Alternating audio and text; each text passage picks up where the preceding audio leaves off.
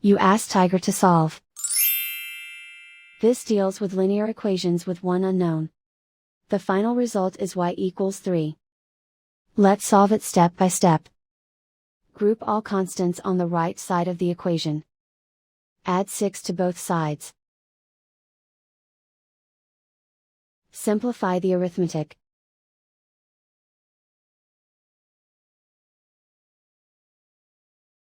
Isolate the y.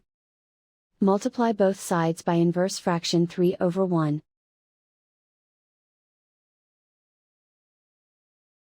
Group like terms. Multiply the coefficients. Simplify the fraction. Simplify the arithmetic. And so the final result is y equals 3.